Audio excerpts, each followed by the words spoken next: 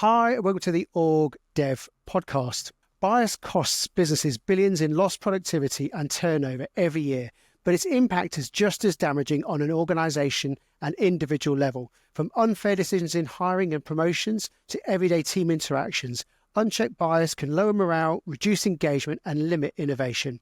In this episode, we explore how recognising and addressing bias can transform not only your organisation's bottom line, but also the daily experiences of your people. Join us as we invite the very compelling and insightful Chris Garrison to share her expertise on how to create fairer, more inclusive workplaces where everyone thrives.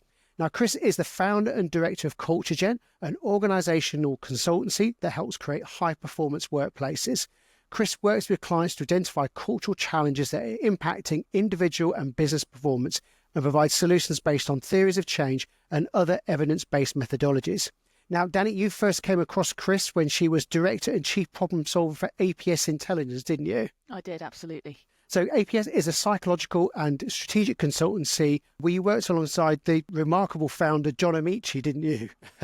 I'm privileged to call a very dear friend as well. So brilliant. And we'll look forward to really exploring your work there as well. And from the first time that Danny saw Chris, she was really impressed with the way she came across and her really engaging insights.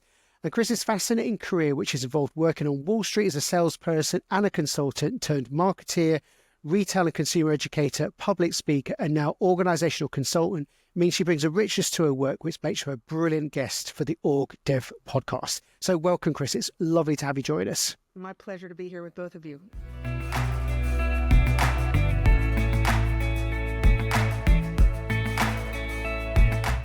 So just to kick us off, just tell us a bit more about the work that you're doing. So the elevator pitch answer to that question is that I look at the kinds of behaviors that people are experiencing in the workplace and how that impacts their ability to perform well at their jobs.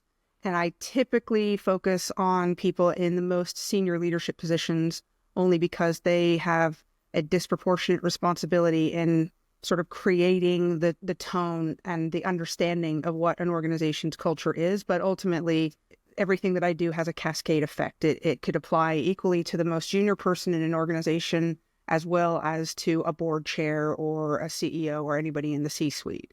But ultimately, it's, what are the barriers that get in the way of people being able to perform at their best? And what can we do to change those behaviors so that people are just able to have a more optimal workplace experience? Are there particular kind of types of organisation sizes, sectors that you work in, or is it a good mix? The good news is that what I do is pretty industry agnostic. There isn't one area that what I do, works for. And that's mostly because behaviors are universal experiences. If somebody is experiencing a behavior in Southeast Asia that is causing them to not perform as well as they'd like to, it's likely that the exact same behavior is being experienced by somebody in another region in North America or in Europe, and it's having the exact same impact. So I don't have to be an expert in any one specific industry sector in order to do what I do, because my expertise is in the stuff that is impacting people in their day-to-day lives at work. And are there common themes that you see in the organisations you're working with, common behaviours that are kind of... So many. Yeah. Where to start?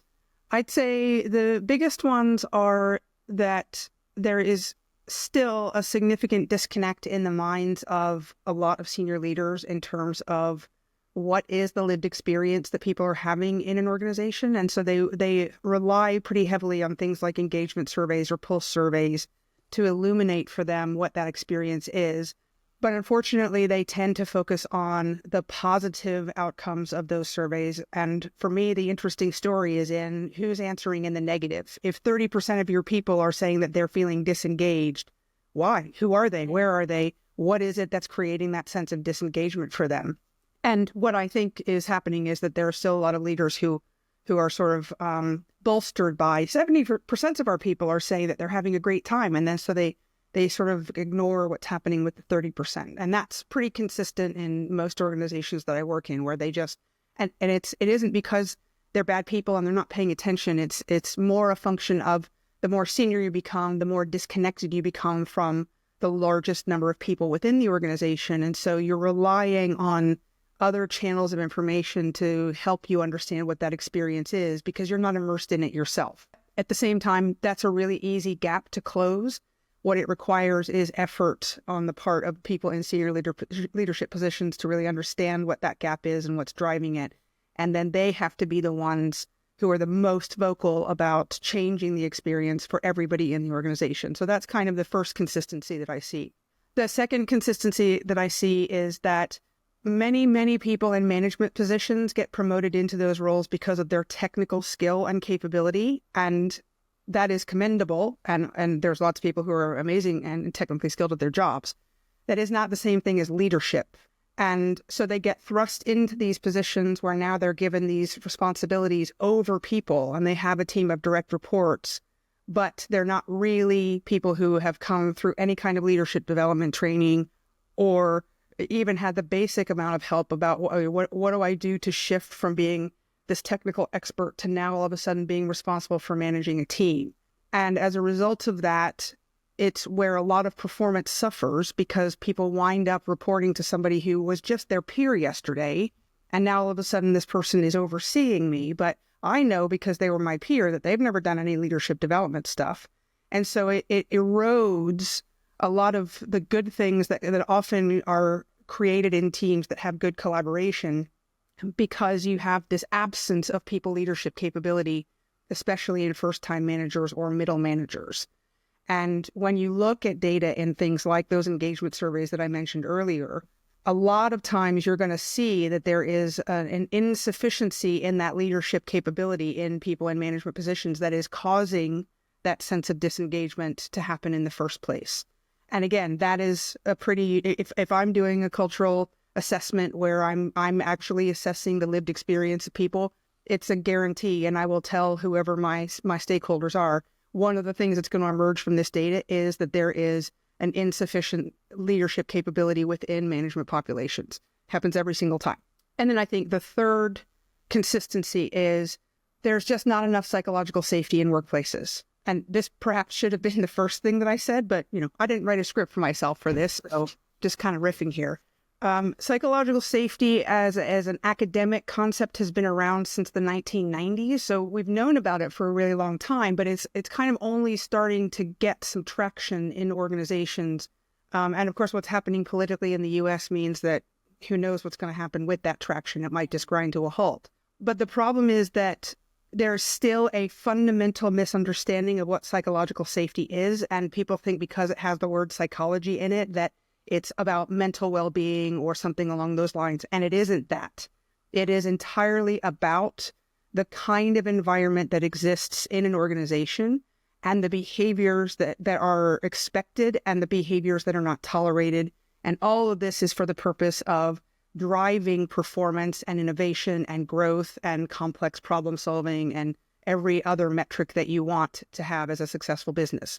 But because there's this misunderstanding of what it means it's not embedded in an organization the way that it should be. And so people aren't experiencing the value that psychological safety brings in terms of their performance. There is a defined set of behaviors that exist in psychologically safe organizations. We have a standard way of measuring the presence or absence of psychological safety in an organization, and yet it only exists in pockets when it's supposed to mean that if you work in a large organization that has multiple locations and you travel from the London office to an office in Berlin, that you should automatically know that the moment that you set foot in that office, that you are walking into the same psychologically safe environment as the office that you came from in London. And that doesn't mean that you aren't going to experience challenge or difficulty or have setbacks or be held accountable for things. And so this part of this element of not having enough psychological safety or understanding what psychological safety is that it's allowed a number of myths to crop up about what it actually means. Like, you can't give me challenging feedback because that makes me feel psychologically unsafe. It means that there's an absence of accountability. It means that there are no standards. It means that we can't have difficult conversations. And you can see from that short list of myths that if people believe that that's what it is, how that actually can hinder the performance of teams and individuals and organizations as a whole. So I think those are the three big consistencies that I see. There's others, but I think in every organization that I go into, those are the three that I almost not almost, I always come across those three elements in some degree or another. And the good news is that all of them are fairly easy to overcome if the ambition is there, which is perhaps the fourth consistency, which is there isn't always that ambition.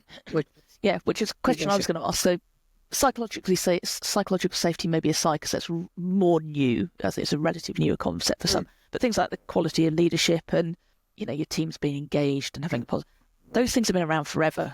They've been perennial issues. Yeah. What is it? Why aren't organisations getting it? Why are they still lagging and not investing and doing the work? I think it's a difference between rhetoric and action. I think it's easy for people to say we want to have engaged employees. And that's, they often call them employees instead of colleagues. And so even the language that we use when we talk about these things can have an impact. And again, I think it goes back to what I said earlier about when we do an engagement survey, more than likely, the majority of people in an organization are going to say that they are experiencing some degree of engagement. But there's a difference between being engaged and thriving. You can feel a sense of engagement at work, and some of that could be intrinsic motivation. It's because you really like the job that you are doing. But that doesn't mean that you're thriving at work. Because if you have a manager who every time somebody makes a mistake, they just unleash hellfire on the team, then that means that there's going to be an element of fear that exists that's going to have an impact on your ability to really thrive. You can still be engaged because you can put your head down, but are you really thriving? And so I think when people look historically at, yes, we want to have people who are engaged, we want to have high performance in teams, you still have to look at a granular level to find those leaders that were really creating the kind of stuff that from an academic perspective, we didn't put a name on until years or decades later. We didn't really understand the mechanisms of bias until Daniel Kahneman and Amos Tversky did their research starting in the late 60s and early 70s. And then the publication of Thinking Fast and Slow was really groundbreaking in helping us understand how bias works. But it's always existed. And so we've always had these things around us. When you think about things from an organizational psychology or a sociology standpoint, we didn't have a way to understand or to name the kinds of experiences that people were having. And so we just said, we want people to feel engaged, but didn't necessarily have the understanding of, well, what is required in order for that engagement to happen? What is required to help people feel belonging? And then how does that actually translate into their ability to be great at their jobs? And of course, we've come from, I think one of the big challenges, this is completely unrelated to what you've asked in terms of the direct question, but I think there's a link here, which is that when you look at people who are my age, and I'm in my early 50s now, and people who are older, so people who are the most senior leaders in organizations from an age demographic perspective, they came through leadership that was very, very different to what people expect of leaders in organizations today. And so they didn't have the best role models to understand the kinds of behaviors that were helping them or hindering them from being great. And because they didn't have these role models, what I think is interesting about this cohort of leaders is that they're in this position now where they don't have a frame of reference for the behaviors that people wanted. But everybody who's more junior than them is saying, we want inclusive leaders. We want leaders who create the kind of culture where we can thrive. We want to enable innovation. We want to have collaboration. We want to have creative outlets for our work. And they're like, whoa, how do you do that? Because every boss I ever had skewed towards authoritarianism. And I wasn't allowed to make mistakes. And I just had to keep my head down. And I just had to push through it. And I had to be resilient, which is a totally dysfunctional use of the term resilience, by the way. And so they're the ones that are trying to create this environment that is expected. But at the same time, all they've ever heard was, you better get this right or else. Oh, and by the way, we want you to feel engaged at the same time. So you're right that all of this has been around. That none of the stuff that I talk about in terms of, well, that behavior is going to enable somebody, and that behavior is going to hold somebody back. That has always existed as long as we've had bosses and workplaces and teams of people. Well, I think the advantage that we have now is that we have a much better understanding of, well, why does engagement matter? Why does a sense of belonging matter? Why does inclusion matter? Why is cognitive diversity absolutely essential for coming up with new solutions to complex problems. And at the same time, we still have this layer of weaponized ignorance where people are like, you gotta sell me on this. You gotta tell me why this stuff matters, which absolutely does my head in. Weaponized ignorance. I love that. Ignorance. Can we put that in the OrgDev dictionary? That's okay. Brilliant terms we've heard. That's in the top 5 without a doubt.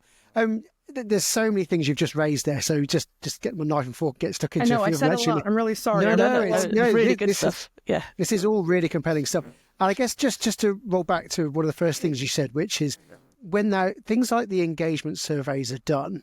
And the engagement survey isn't an end in itself, as it yet often it's seen as that. And an example that we had recently where, they shared their engagement data with us, a sort of a quite well-known body. And the data just spoke for itself. It was shocking. It was, if you had that many customers that were that unhappy, people's heads would start to roll. And yet this team sort of convinced them between themselves that it was okay and weren't willing to do it. Obviously, there's a role of bias that happens in here. So what are some of those things that happen that we're all kind of looking at the data, but we're choosing to be willfully blind about these things? So there's 186 documented kinds of bias that we know about. And so many of them come down to some sort of core ideas. And one of those core ideas is that anything that is in front of us that presents us with the idea that somehow we might be wrong, or we might be bad people, or we might not be doing it right, automatically throws up a defense system, which we most commonly associate with the fight or flight response. And it is that. It's just not the kind that makes us feel like we have to run away from something. It's the kind that makes us feel like we have to self-preserve. And so unless you are able to recognize that this data, in your example, is not telling me that I'm getting it all wrong and that I'm a horrible person, that I'm a bad leader, that only then can you really start to look at what is the story that the data is telling. If your interpretation of that data is, let's just ignore the bad stuff over here and focus on the good stuff, it's probably because this bias, this sense of self-preservation is kicking in that makes you want to ignore anything that you see as a personal threat. And in this case, the personal threat that we're talking about is some aspect of your identity or your sense of self and sense of accomplishment. So I can absolutely see how people would just be like, here's the carpet, let's just shove that right under there and pretend it doesn't exist. And if we're lucky, those people will go away. And so there's this dissonance, right? So that's exactly what cognitive dissonance is. It's the understanding that there is a discomfort, but a complete willingness to overlook that discomfort. It's two completely opposing ideas. There is trouble happening here that we need to fix.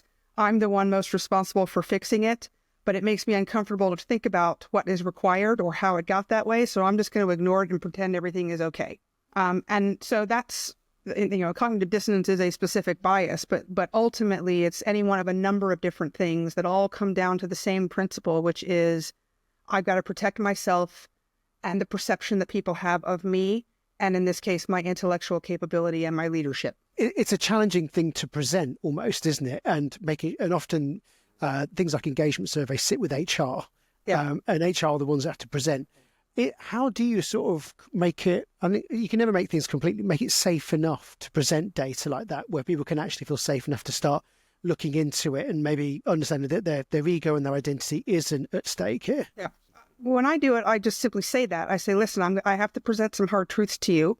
And before I do that, it's really important that you understand that this is not a condemnation of you as a person or everything that you have done in your role in this organization. But I believe that you are people who are committed to improving the experience they're having. And the only way we can do that is to understand the experience that they're having now. And here's what's in it for you. And the moment that you couch things in terms of how are you going to benefit from whatever it is that I'm going to tell you, then suddenly it makes the difficult pill slightly easier to swallow. But the worst possible thing is to try and sugarcoat it. You just can't. You have to, the only way past is through is one of those phrases that applies in this situation. And at the same time, I mentioned earlier that one of the consistencies that I see is about the ambition piece, and the organizations that I think are absolutely crushing it when it comes to delivering on their cultural ambition are the ones that are willing to sit there and push through the pain of the data that is presenting this picture that some people are having an unfair experience in an organization. And the ones who are the least interested in making any of those changes are the ones who are the most resistant. I actually, when I was working with John, we did a big assessment for a very large, well-known organization on a global scale. And the chief people officer wanted to argue with me about the statistical validity of the data itself, to the point where he even said, I've got a team of data scientists here. If you hand over the raw data, I bet we would come up with very different results. And I'm like, no. Number one, we're not handing you the raw data. And number two, shouldn't you be more upset about the experience that we're telling you than the statistical reliability of the data itself, which we've already shown you to be incredibly statistically reliable? And so that one conversation said everything that I needed to know. And that came from the chief people officer. So that was his defense mechanism throwing up, because he's the one who's probably under the most pressure to create an organizational culture that people can thrive in. And here I am presenting him with this evidence that suggests that there is a significant number of people in the business who are, within 6 months of trying to find another job because that's how miserable they are. And so he didn't like hearing that. And it's not that I went in guns blazing and said, you're doing a terrible job. It's, here's the picture that the data is telling us so far. And that picture is that you've got pockets of really great things happening, but this particular group of people is having a real difficult time. And I can tell you lots of things about who they are, where they work, what role they're in, how senior they are, how many times they've gone for a promotion, how many times they've been promoted, what their experience is with their manager, and any one of a number of different variables. And all he wanted to do was argue with me about the reliability of the data. I think it's something really interesting what you said also about the fact that the chief people officer in that scenario, the pressure he was feeling, the culture for the organisation's culture. And so often we'll talk to HR professionals who feel like the culture sits with them, which is flawed in my view. It's not the responsibility of the HR team, even if it's called the people and culture team. That's a function of the weaponized ignorance in my mind, though, because if I am the CEO of an organization, then I have the most visible profile and I have huge amounts of pressure. I'm the face of the company. And if I say, we're committed to this, we're committed to creating a culture where people can perform at their best because we know how vital that is for our performance as an organization, but then turns around and says, okay, HR, it's over to you. I just said that on national television. Go. And they separate themselves from driving that, then it has a limited chance of success. It's not that it can't succeed, but one of the things that I've learned so many important things from John Amaechi, but one of them was, if you have people in the most senior positions in an organization who are willing to hand off responsibility for driving organizational culture to somebody else, then that sends a massive dog whistle that who we say we are here does not align with the lived experience that we actually want people to have. And the moment you have that disconnect between who we say we are here and how people actually experience the business, that is the thing that leads to all the stuff that we heard about, the Great Resignation, which is more accurately described as the Great Rejection. The number of people who will come into an organization and not stay through their probation period because they're like, well, this is not the picture that was created for me when I interviewed, churn. And it's a mistake for people to think that the only ones who are leaving organizations are younger people or more junior people or low performers. They're not. There's incredibly capable, talented, high potential individuals who are looking at to find a place that aligns with their personal values and doesn't expect them to just turn into an automaton and have no feelings and no empathy. And that's the pathway to burnout. And we have really good science behind what causes burnout. And it's a lot right now. There's so many people experiencing it. It's an alarming situation. And we touched on your career in the introduction, but also you sort of made mention of your work with John Amaechi. What was your journey into your role as founder of Culture, Jen? This might ruin my credibility. So I wanted to be a pediatrician that specialized in pediatric sports medicine because I played sports most of my life and found that there was a gap in the market. And this happened when I was, I don't know, maybe like 11 or 12 years old, because I had a pediatrician, but I was playing sports. I had sports injuries, and there was nobody that specialized in pediatric sports injuries. And so that was how I started, right? That I was going to do that, and graduated from university and was pretty burned out on the just the intensity of being a pre-med major in university. So I wanted to defer going to medical school, and so I went to work at a law firm that specialized in medical malpractice, and I was doing medical research on malpractice cases, which was nice.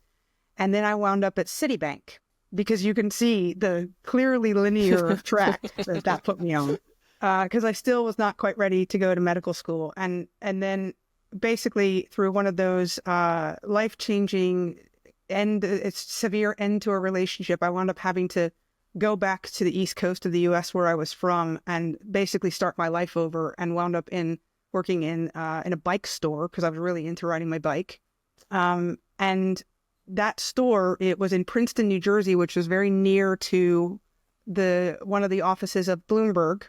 And so a lot of the customers in the store were people that worked at Bloomberg. And somebody said, why don't you interview there? And I'm like, well, I have a science background, not a financial background. Like, no, we hire people from all walks.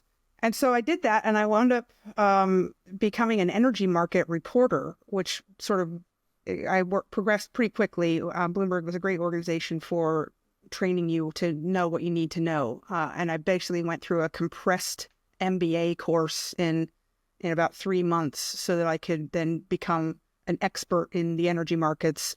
And then I left that stupidly when I was in my early 20s, because I really loved riding my bike still. And so then I went to work for a cycling company. And it was at that time that I met John. And John's pathway and mine it wasn't quite a Venn diagram, but it was about as close as two circles could get without overlapping, because he went to university at Penn State and I was in high school in northeastern Pennsylvania, and it's a small rural mountain community. And so you pay very close attention to the sports at Penn State, because it's kind of like another professional set of sports to follow. And so I knew about John. He was a year ahead of me in school. I knew about him when he was at Penn State, and then followed him in the NBA. Didn't really have any connection to him other than that until the Olympics in 2012, where he was doing commentary on one of the basketball games for the BBC. And I wasn't even paying attention to who was talking. All I heard was, "I don't know how you realize that the entire Spanish team is behind you." And it just caught my attention because it was hysterical. You had to see the play for it to make sense. And I was like, oh my gosh, that's John Amaechi.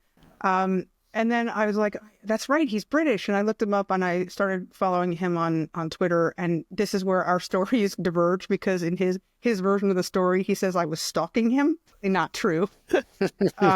But because I was working at this bike company, he was doing a charity bike ride that followed the Olympic cycling road race route. And he was making some very troubling comments on Twitter about where he was going to get his equipment. And he was threatening to buy cycling clothes on eBay. And I was like, I've got to stop this. And so because I'm a science fiction nerd, I posted a message to him using a picture of HAL 9000 from 2001: A Space Odyssey, just the picture of the red computer eye. And I just put under that, "I can't let you do that, John." Only, a pretty diehard sci-fi nerd would understand that reference. And of course, he is a diehard sci-fi nerd, so he did understand the reference. And he got in touch, and long story short, I helped him out to get some gear for that ride. And as a thank you, he invited me to come down to the NBA game. They used to play an NBA game once a year here in London. And so I actually met him there for the first time. And I don't remember much about that, except that we spent like 3 hours in the same spot, and he would have to go off to do like a photo with somebody or something. And then we would just come back. And so it was almost like instant friendship at that point. And then my career at the bike company started to become rather disenfranchising. And so he was going to help me get a job with the NBA, which was an absolute dream. And then at one point just said, actually, I've changed my mind. I think that you should just come work with me. And I was like, and we'd been soundboarding stuff that he was trying to develop for a while before that happened. So it's not like he didn't have some idea of what I could do. But the best part about that story is that it is so relevant for what I do now. And I think it's the thing that sort of helped me unlock what my purpose is, because in every job that I had, in every industry that I had before, I would have these experiences with people, some of which were great and some of which just kept making me scratch my head and like, I can't understand. And all that ever did was create questions in my mind about, why is this happening? How do I make it change? What else can I do to prove myself here? Why am I not getting a seat at the table? Why is this person, this manager, only applying one managerial style and not flexing to the different needs of the people? I only ever had questions. So I had like 3 decades worth of questions. And the best thing about John was that he helped me find the answers to those questions.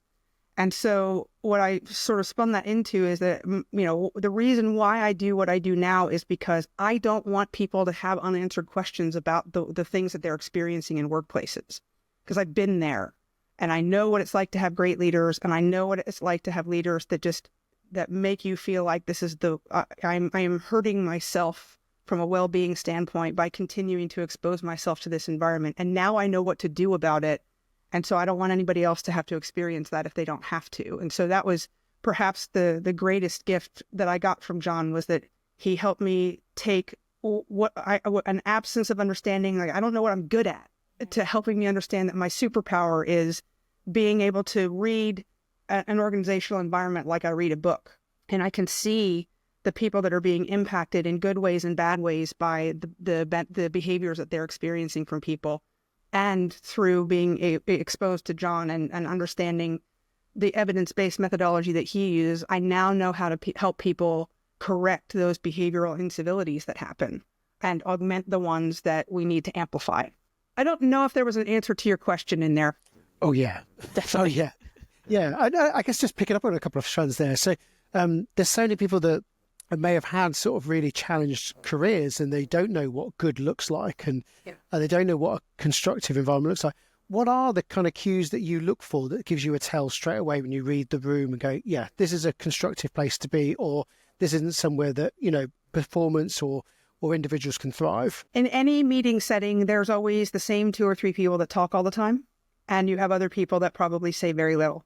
That's one of the biggest tells for me. And that it can be a big indicator that there is something impacting the psychological safety of the team itself. And don't get me wrong, this is not about seniority. This happens if I'm doing a team session with a C-suite group, 8 to 15 of the most senior people in our organization. The same thing happens there. When you ask executives to rank their own sense of psychological safety, even the most senior people in the room will say that they're not feeling optimally psychologically safe. So who is talking and how frequently they're talking is one of the big tells that I will look for.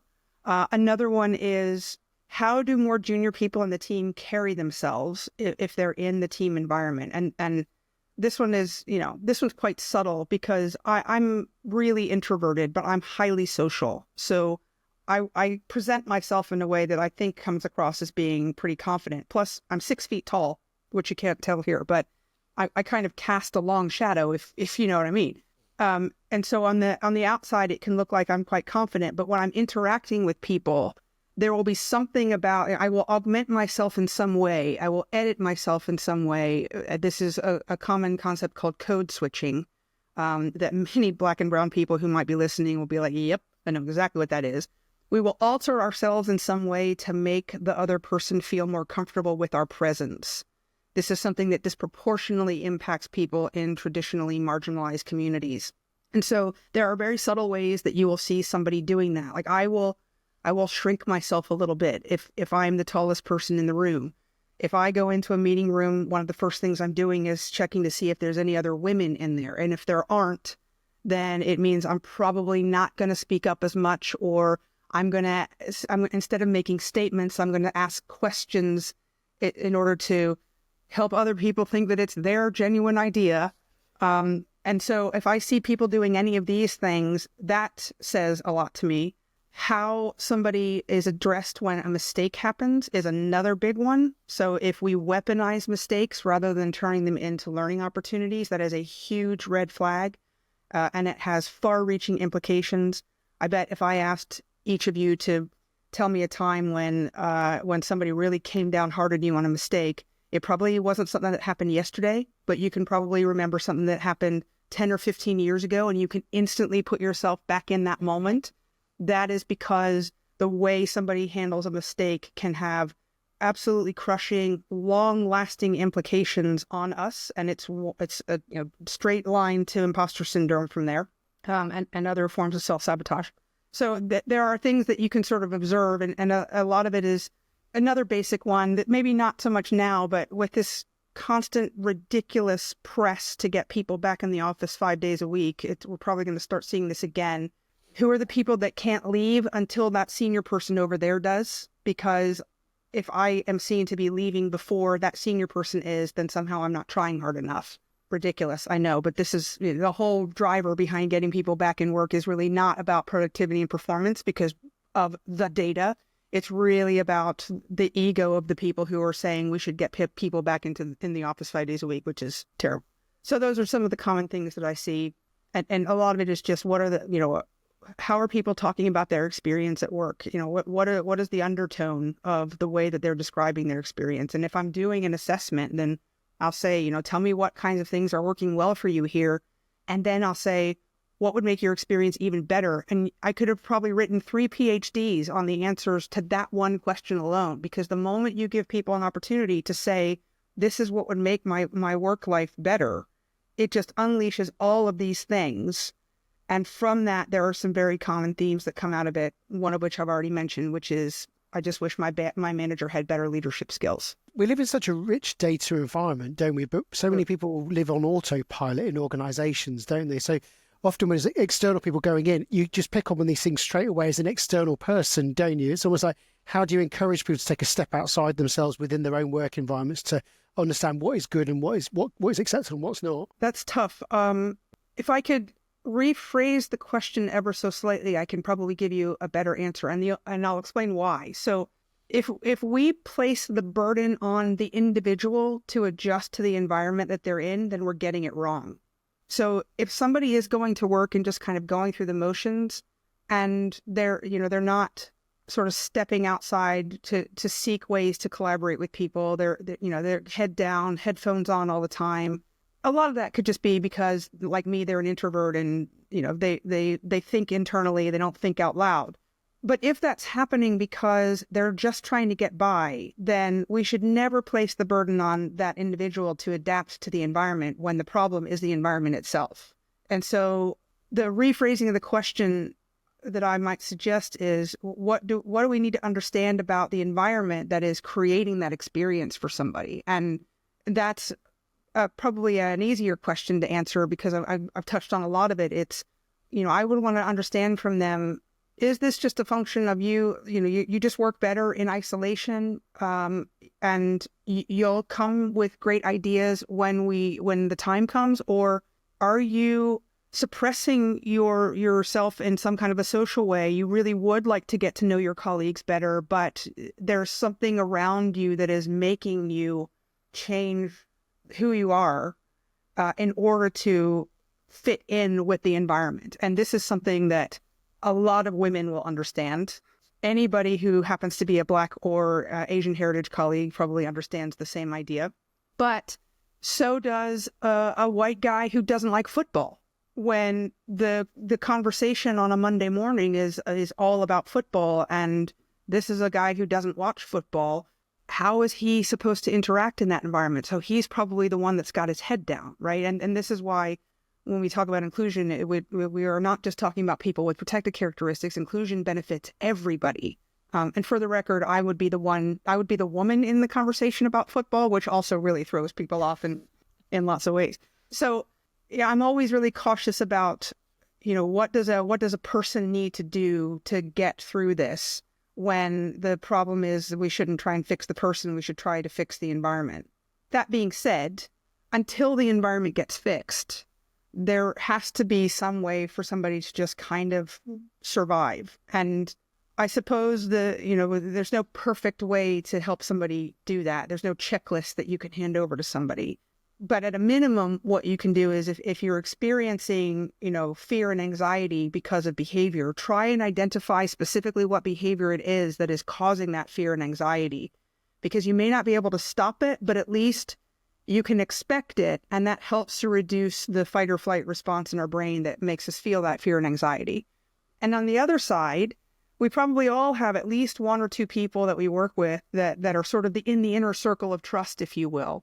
There's great comfort in being able to share your experiences, good and bad, with the people who are in that inner circle of trust. So continue to rely on them to talk about the experience that you're having, because it can feel quite powerless when you're experiencing non-inclusive behaviors and you just feel like there's nothing that you can do about it.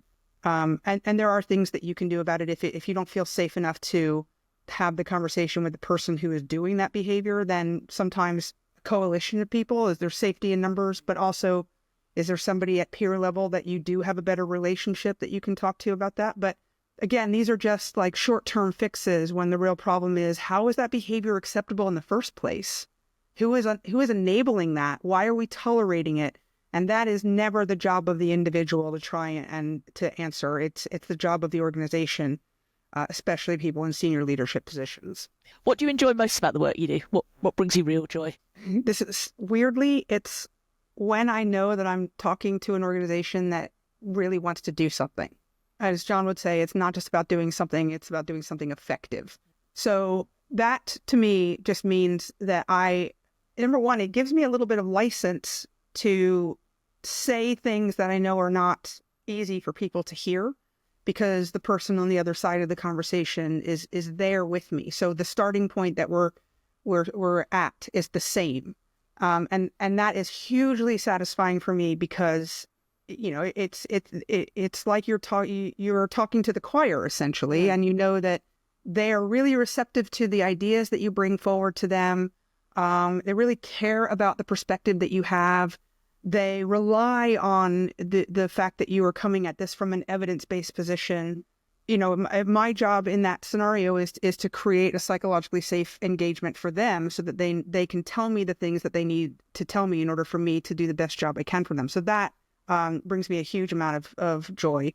The other thing that I really love about my job is really just hearing the experiences that people are having, and then being able to say, if I'm doing an assessment, I have to go into a list of questions, and I have to be as sort of agnostic about it as I possibly can. In order to maintain the integrity of the data collection, you have to sort of set your empathy aside in a lot of ways. But the moment that process is finished, the look of relief on somebody's face when I say to them, listen, just so you know, you're not the only one experiencing this. You are not in a vacuum here. I've heard lots of similar things from your colleagues, and I just want you to know that, I can't guarantee that something's going to change, but you may think that this is happening to you, and it is something that a lot of people are experiencing, that even though I'm kind of delivering bad news in a way, it can serve as a bit of a stress reliever for somebody who thinks, am I the only one that sees this, when they're not? And then, of course, when I get feedback about some sort of intervention I've designed where it has really moved the needle for people, it has really had the impact that I believe that it was capable of having, and it has opened up doors for people, that is the ultimate satisfaction, because you want your work to mean something. And when I work with, when all the factors are there that contribute to that, it just means that I can produce things that I know are going to work, and they're going to work because the organization is going to make sure that they do. So that's hugely relieving. The problem with our work is it can be very deficit focused, can't it? Because you're kind of drawn to it. So we have to remember it's the process that we find joy in, isn't it? And it's the wins along the way. Yeah. I mean, if it was always just about the outcomes, I think I would probably be in a much darker place. And sometimes it is just, I really enjoy working with this individual person who's trying to spearhead all of this in the organization. I have just the most amazing clients with just incredibly talented and capable people who are facing the same kind of frustrations. And we can talk about that together. And And even just knowing that they exist and are doing the best that they can is really rewarding. But you're absolutely right. We sometimes we live in the bad data. That's, I want to make sure that I know what's happening to people that's creating the bad stuff. And as the best line of Pretty Woman is, the bad stuff is easier to believe. But it's also where you can make the most difference for people at the same time. So one of the questions I wanted to ask is, because, even from the first moment you started working in Citibank, like, that is a very fast moving organization, isn't it? And many others, the ones that you work with in Wall Street or whatever, people, it's very much action orientated. To do this work, do you need to slow things down for people? And if so, how do you sort of slow things down to create the space to do this type of work? So one of the things I'm not very good at is slowing myself down. And especially when somebody gives me a really good idea, I love chasing rabbits down rabbit holes. And so I will immediately go 1,000 miles an hour to try and come up with an answer. And, I've been coached. I am a coach.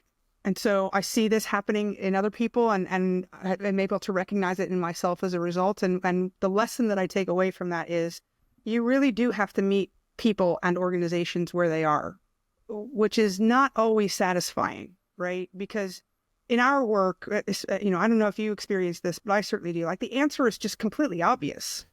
And I know it in the first briefing conversation that I have. Oh, I clearly see what it is that you're trying to achieve here. And I have all the answers. And then, you think, okay, this is going to be easy. And it just isn't. It's not just you and the other person on the other end of the phone call. It's layers of people, and you have to sell to the people who are still trying to do the weaponized ignorance thing, and the ones who need to be convinced why we should be doing this and why we should be investing in it. You have to come up with all of these things that, only serve as additional challenges, even though the answer is completely obvious.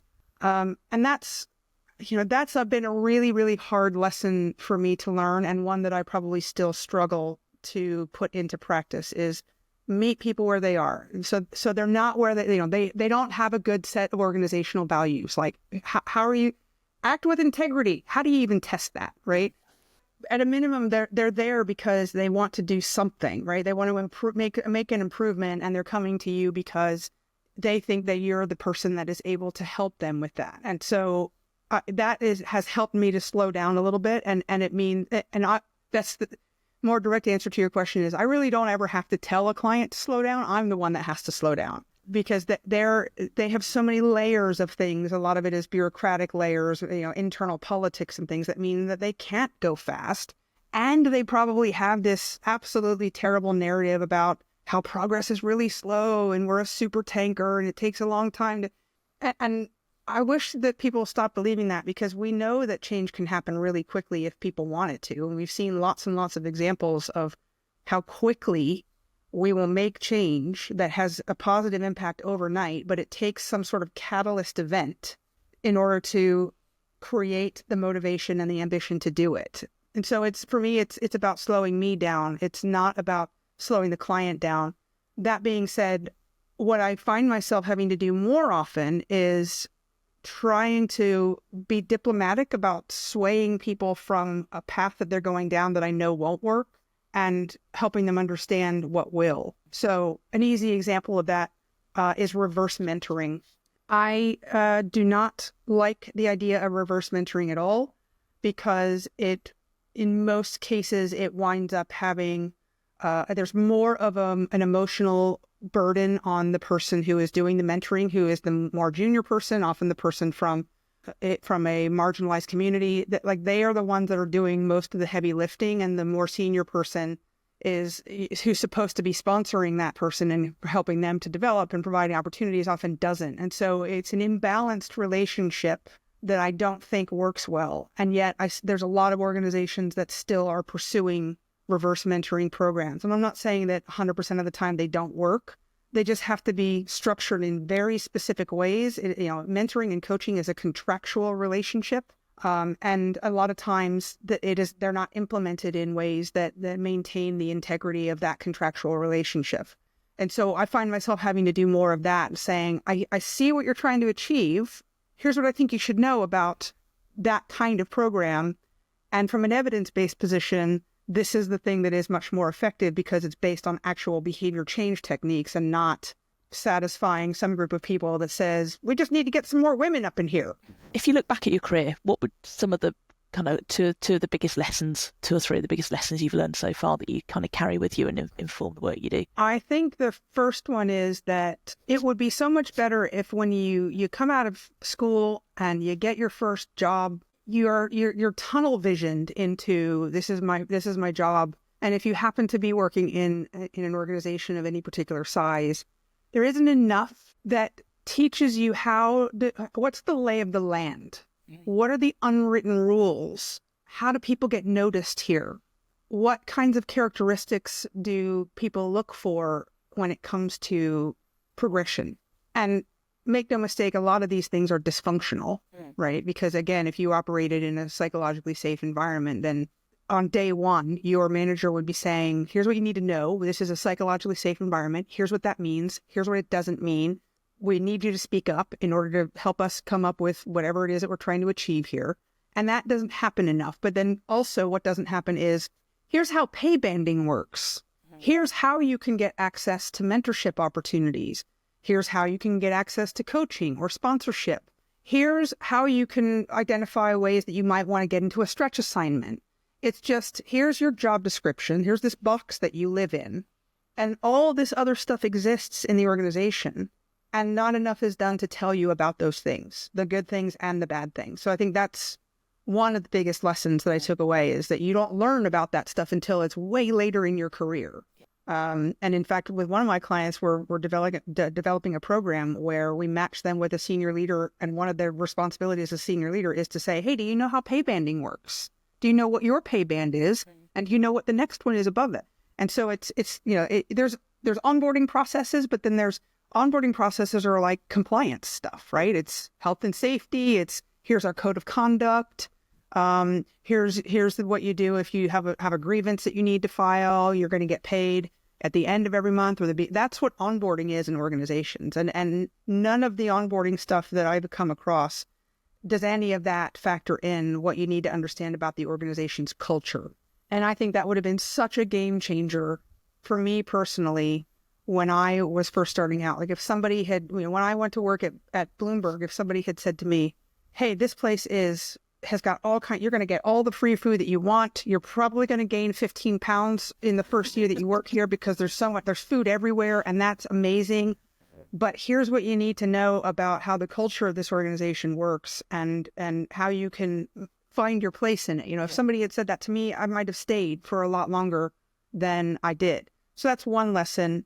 The other lesson is, this is another thing that I realized after I got to know John a little bit, since we both had this team sports background, and believe me, I'm not putting myself on the same playing field as John, right? He was a pro, but we both grew up in the narrative that look what team sports can teach you.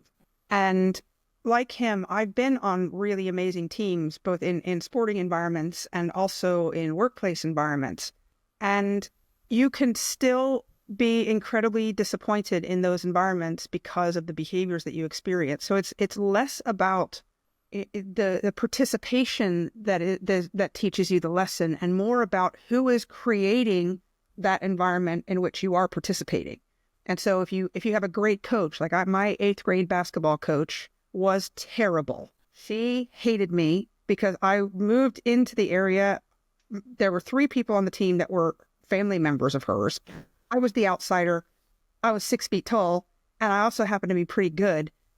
And you'd think that that'd be a good thing, right? She did not like me. And in U.S. schools set up, you go to junior high school and then you go to high school after that at the age of 13 or 14. And the middle school that I was in was next to the high school across the car park.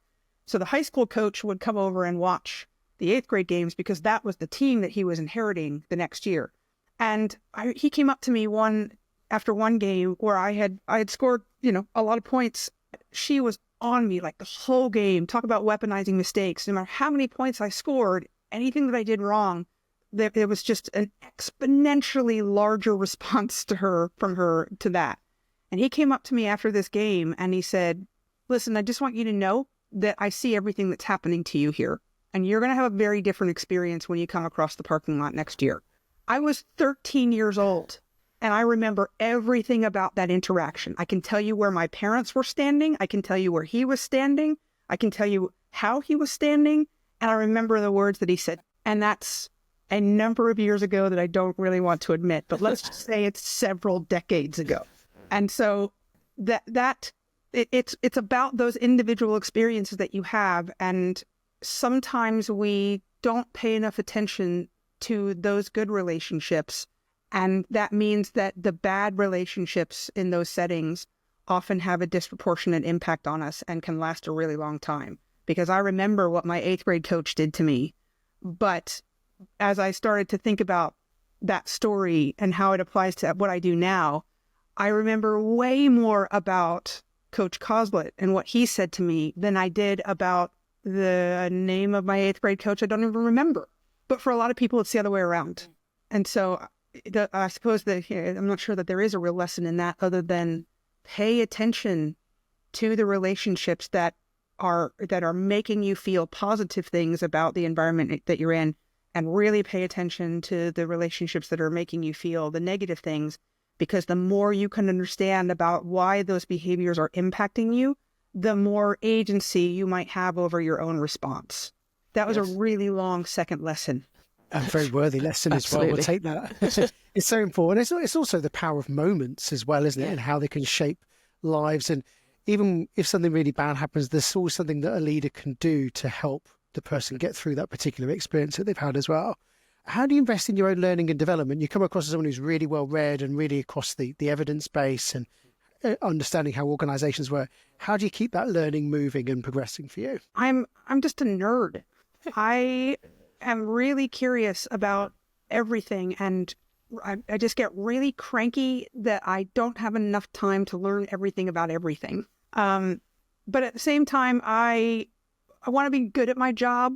I want to be exceptional at my job. And so there comes with that a responsibility to pay attention to what's happening in contemporary behavioral science and to really understand what the evidence is telling us, and to be able to turn, really academic sounding language into accessible ideas that people can relate to and can make sense of. And I think that's probably the thing that drives my own education about this, is that I want to be able to take ideas that people should know, but nobody wants to read a 35-page academic publication on, the minutia of how a specific behavior impacts one specific aspect of performance. I want to read that, but I want to read it because I'm guessing that there's something in there that's going to provide value to the person that I am talking to. And so I want to be the translator. I want to say, what all I need you to understand is that I am doing the work of looking at the evidence,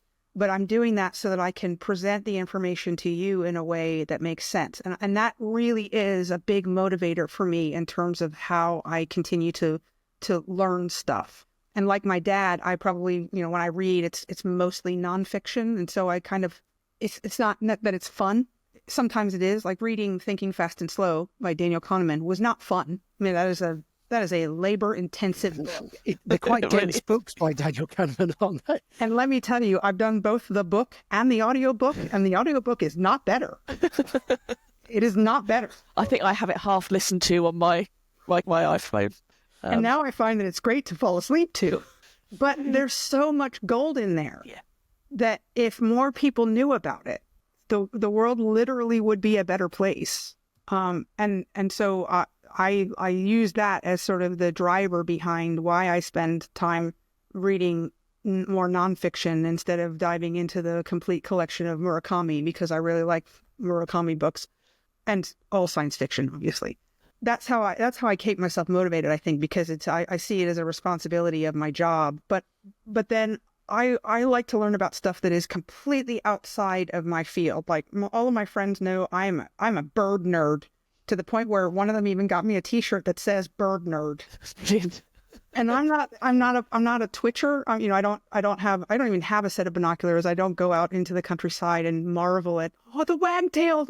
But because I live in central London, but I do have bird feeders that are right outside of this window. And the whole time we have been talking here, I've had Indian ringneck parrots and goldfinches and at least one blue tit. And so, I have this curiosity that makes me go and learn about stuff that doesn't really apply to anything. And I think there's a lesson in that too, which is that anybody who is a fan of Ted Lasso, one of the absolute best scenes of what was an incredibly amazing show was the scene where he's playing darts with Rupert, and he talks about the dangers of incuriosity. And if only somebody had bothered to ask, he would realize that he's not actually left-handed, and he switches to his right hand. And a very similar moment in The Princess Bride, by the way. So I think that incuriosity has created so many problems that we are now trying to deal with, not just organizationally, but also socially. And I just don't want to be that person. Don't ever want to be incurious. Maybe a difficult question. Is there a particular book or podcast you recommend? Is there one that you find yourself recommending to people? I'm a really big fan of the Pivot podcast, which is Kara Swisher and Scott Galloway. They kind of come at it from they both have tech backgrounds, but they also, what they talk about crosses over a lot into the stuff that I do, because they will look at, Mark Zuckerberg's latest behavior, and they will talk about the implications that has on people that work at Meta, and of course beyond, because of the size of the platform that Meta has. So even though they tend to focus a lot on topics related to technology, they don't limit their conversation to just the sort of nerdy techie part of it. They will wind up crossing over a lot into what are the implications of this on individual people and on organizations. So I really like that one.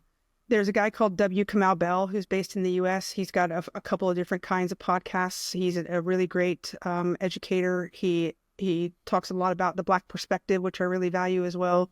And other than that, I don't listen to a lot of podcasts. A friend put me onto one that's financial, because I need to really get serious about my retirement. And so I've been listening to that one. But yeah, I have to say, I want to be a person that just consumes podcasts like they're going out of style. And I just am not that person, and that bothers me. You've had such an interesting career today.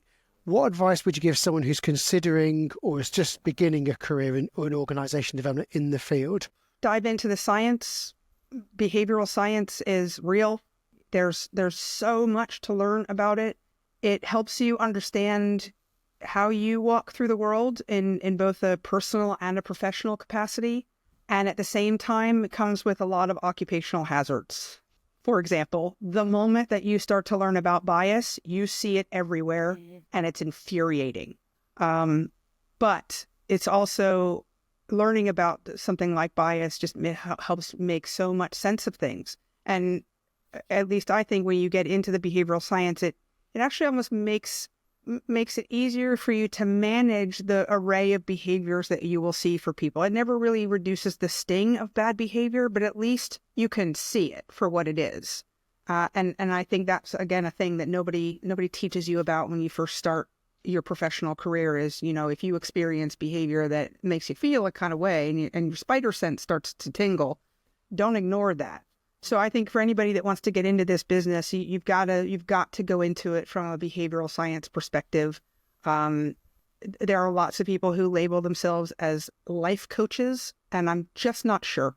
I'm sure that there are amazing, well-educated, evidence-grounded life coaches that are out there, but I've not met one yet. And having gone through a coaching qualification, I know exactly how difficult it is to become a coach and what that involves. And it's all because of the science bit. So this is a tremendously wonderful profession to be in. It is not without its frustrations and its pitfalls. It is not without its sense that sometimes you're just not being listened to. But the things that it can unlock for us as individuals when we learn about these things is, it can be life-changing in terms of your awareness of the world and how to process the world that you live in. But then especially when you have somebody who values that information to try and make their own workplace better, it's hugely, hugely rewarding. So yeah, behavioral science. And I mean, I'm a disciple of Susan Michi at UCL. Yeah. She's the the woman of behavioral science when it comes to behavior change techniques. She has a wonderful app that has all of her categorized behavior change techniques in it. Amy Edmondson at Harvard Business School is our contemporary leader when it comes to understanding psychological safety, particularly as it applies to workplace settings. Adam Grant is pretty much good at whatever he talks about. And then, of course, Daniel Kahneman is who my absolute go-to for anything relating to bias. And then there's a couple of other people. One is Dr. Claude Steele, who wrote a book called Whistling Vivaldi, which is all about stereotype bias and stereotype threat, which I think should be required reading in schools. It's that good, it's that accessible, and it's that profound when you read it.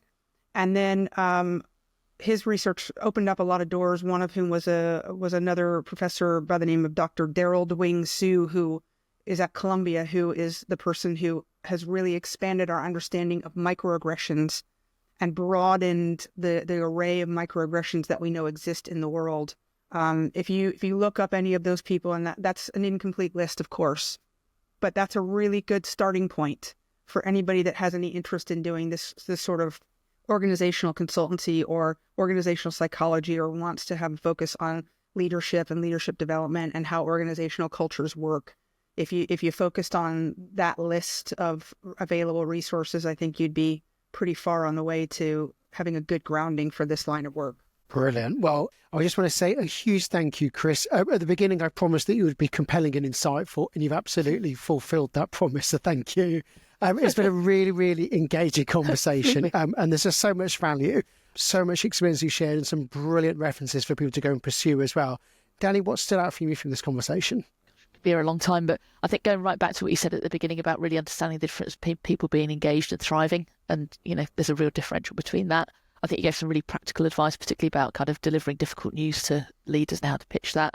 And then I think the importance of meeting people and organisations where they are, so important in the work that we do. One thing that I forgot to mention, and I don't know if you can edit this in or something, but have either of you ever read Gallup's State of the Global Workplace report? They produce it every year, and it is devastating.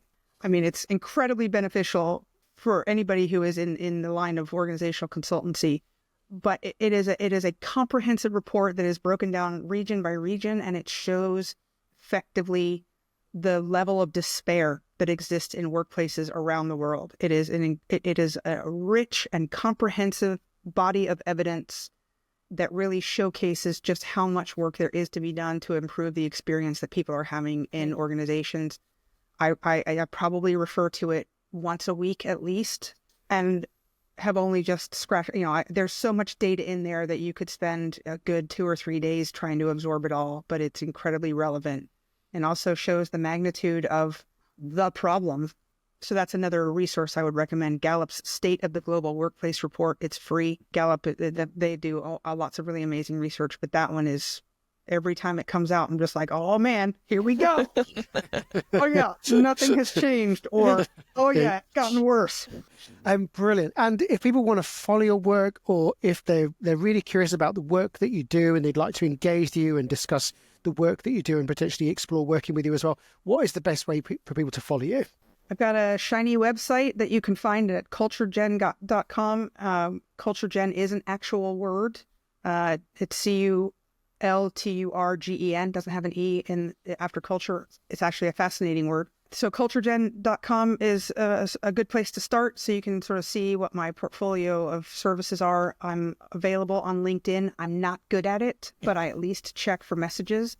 Or you can just email me on chris@culturegen.com if you want to have a conversation about stuff. Tell me what you need. I'll tell you if I can help. If I can't help, I'll try and figure out who can. Brilliant. And all of those links and contact details that Chris has shared are going to be in the show notes, whether you're looking at watching this on YouTube or whether you're on Buzzsprout or one of the audio platforms. That'll all be there for you as well. Chris, I want to say a huge thank you. It's been really, really good. It's been such an interesting conversation, and I know we've got so much out of it. If you're watching this and you know someone who regularly deploys weaponized ignorance in the workplace, and you think that they would benefit from learning more about bias and how they can work with engagement or disengagement in the workplace, then please share this podcast with them. There's no better way than actually just delving into it. Or if you just want to have people understand more about behavioural science and everything else that happens in Chris's field, please share this. And also, if you've liked it, please subscribe and like to the channel as well. But most importantly, thank you so much, Chris. It's been really, really good. We've really enjoyed it. And we really appreciate all your time as well. So thank you. Loved it. Thank you for having me. Thank you.